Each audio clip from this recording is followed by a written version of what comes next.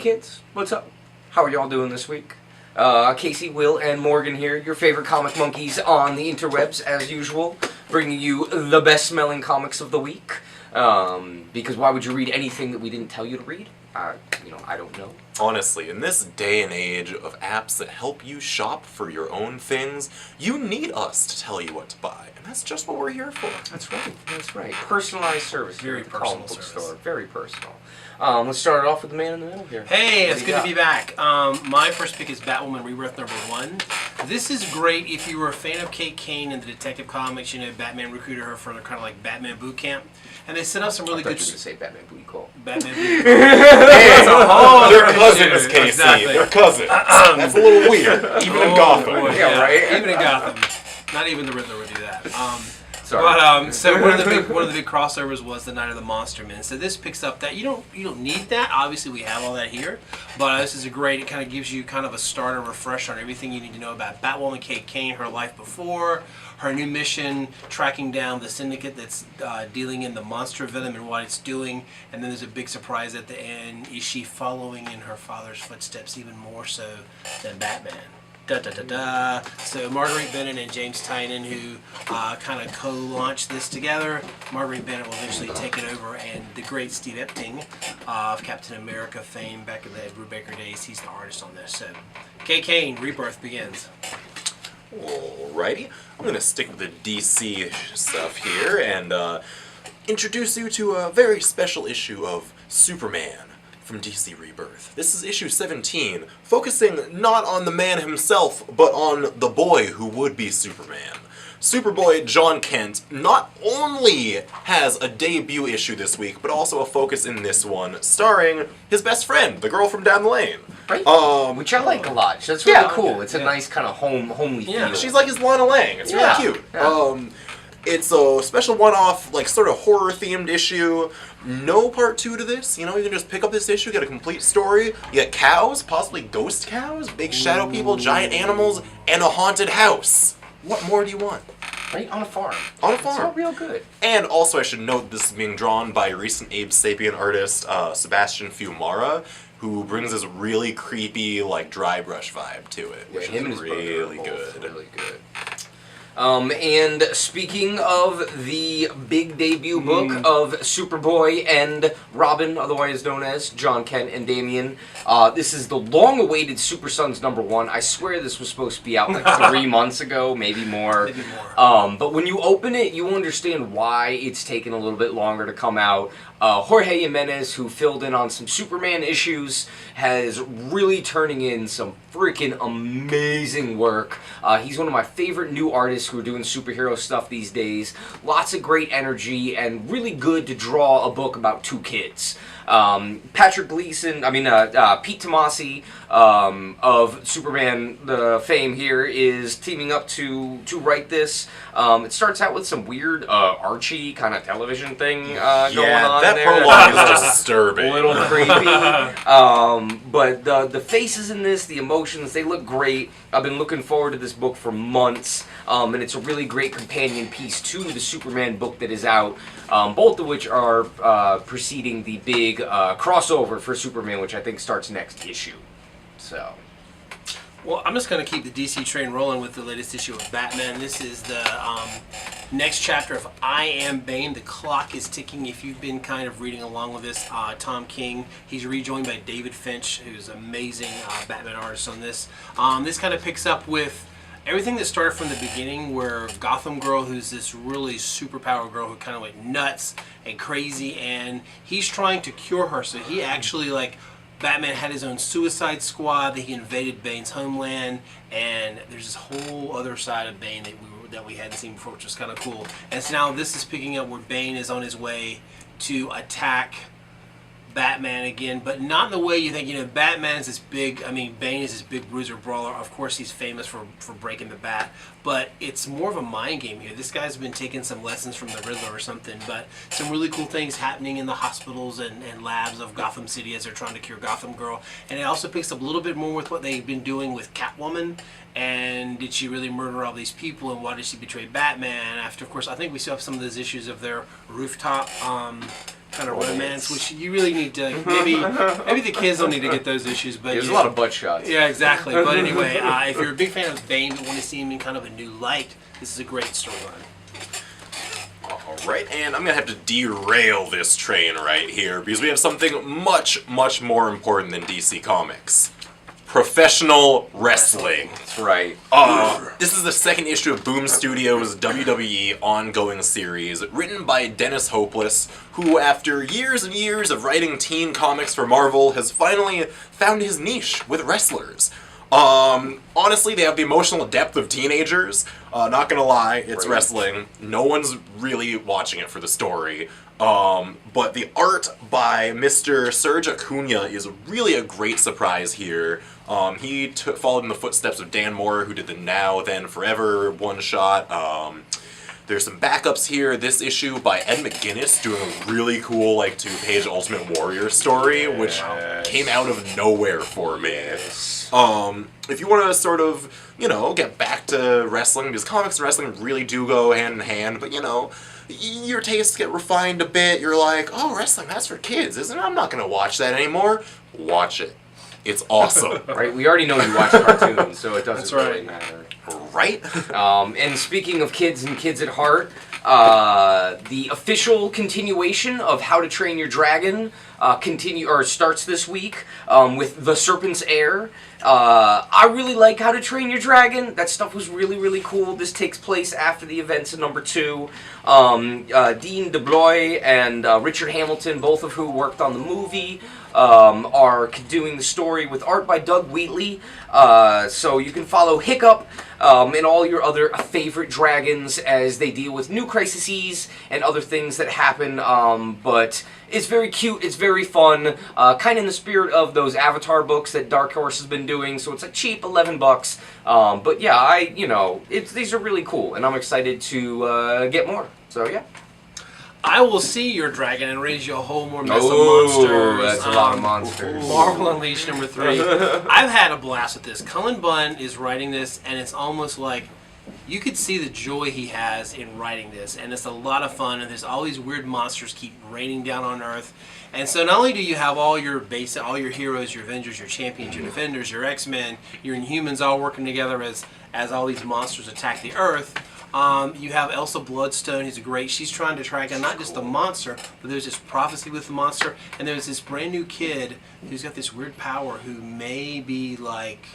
Anyway, you have to read it. It's really cool. Of course you have...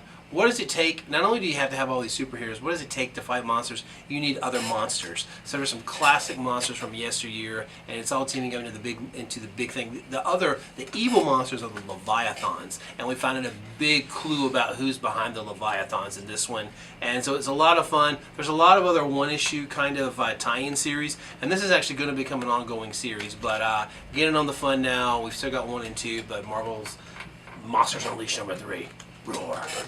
Roar. Okay, Could we just take a moment and talk about Al Ewing here? Yes, please. That man is doing more for the Avengers line than anyone has done since, like, Jonathan Hickman. In fact, he's the only person who's picking up any threads of Jonathan Hickman's Avengers after that, 3-year run that he did. Yeah, monstrous. Which I loved. I don't know. He's the only man who cares about continuity anymore in Marvel, including the editors. And I will fight you, Tom Brevoort. I will fight you.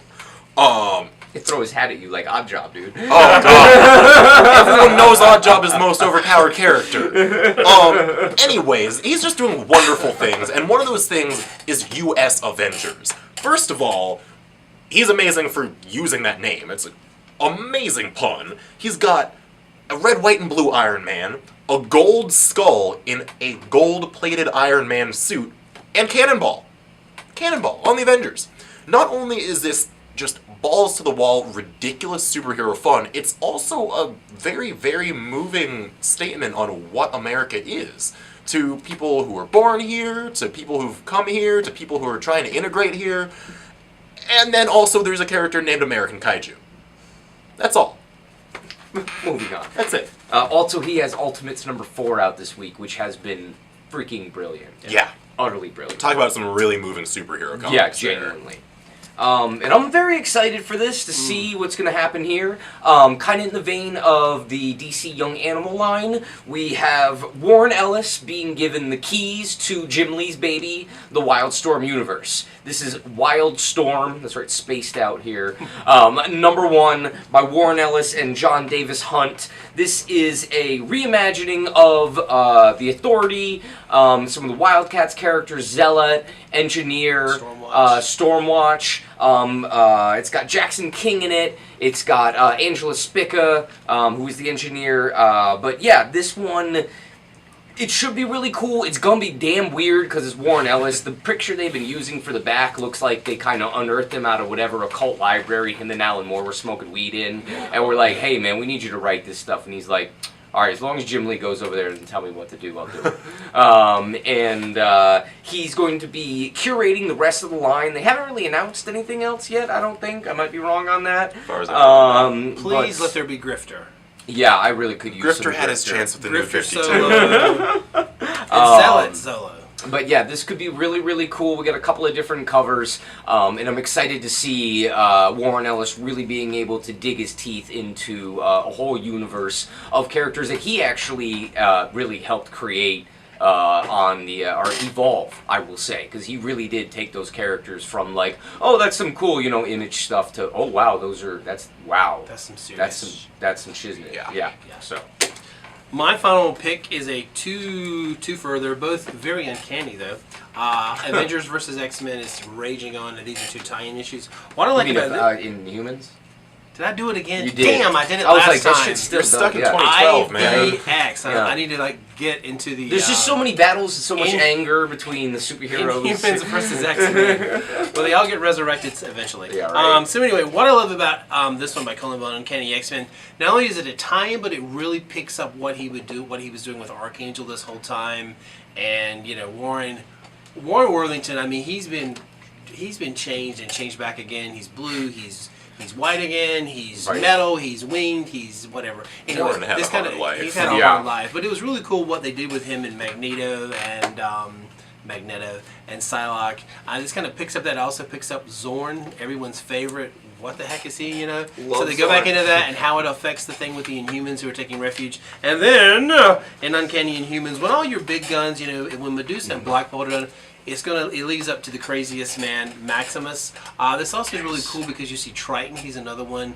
Kind of goes into this underwater realm, and it's all about Maximus's secret plan to save the day, possibly be the savior of the Inhumans and the X-Men at the same time. So two big tie-in issues this week that kind of tie in what the regular books are doing while giving you more IVX.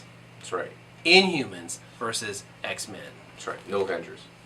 No Avengers. No more Avengers. No more Avengers. So my last pick here is another twofer from DC's Young Animal imprint. First, we've got the third issue of Mother Panic by Jody Houser and Tommy Lee Edwards, which is significant for being the only series to focus solely on a new character.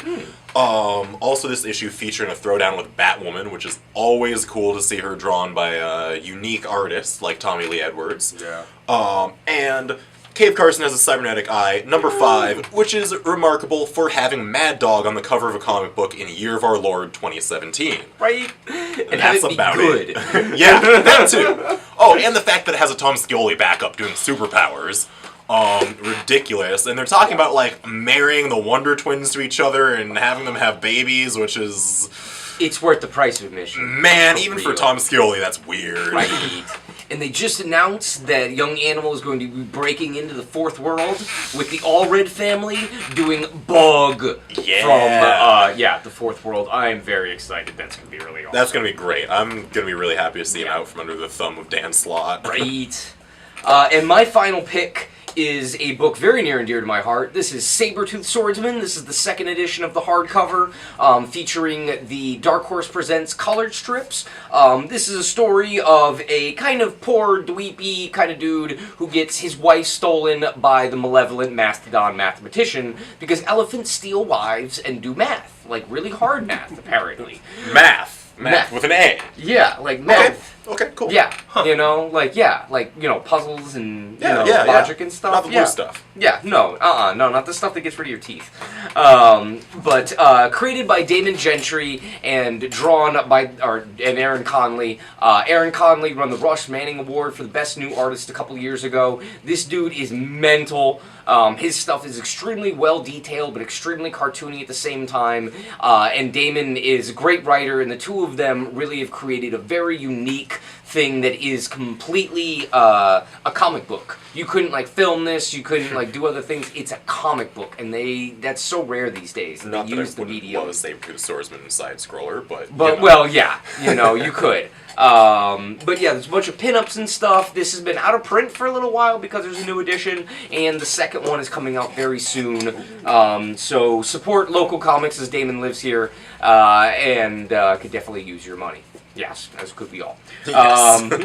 But yeah, and I think that is about all. I hope you guys have a good week. Thank you for watching. Come in here, get some freaking comic books. Yeah, We'll see you next buddy. week.